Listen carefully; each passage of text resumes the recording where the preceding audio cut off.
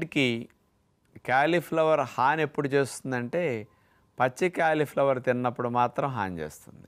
Okay. క్యాలీఫ్లవర్ని వండి తిన్నప్పుడు ఈ క్యాలీఫ్లవర్లో ఉండే గ్వాయిట్రిన్స్ అనేవి ఆ వేడికి నశిస్తాయి అన్నమాట.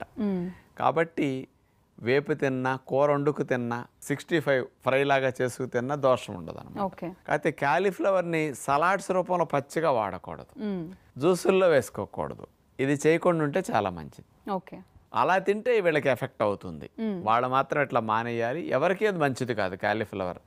అది ఒక పసర వాసన, వికారం వచ్చేస్తుంది తింటుంటే. అందుకని ఎవరు అట్లా తినదు. వండి తినండి, దేనికి దోషం లేదు. మరి ఇప్పుడు డాక్టర్ గారు వండుకుని తినే విధానం గొప్పదై ఉంటే గనక కాలీఫ్లవర్తో ఎన్నో లాభాలు ఉన్నాయని చెప్పారు.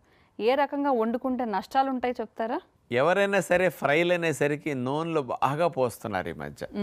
నూనెను వేసినప్పుడు ఈ క్యాలీఫ్లవర్లో ఉండే మెడిసినల్ ప్రాపర్టీస్ అన్ని దెబ్బతింటాయి.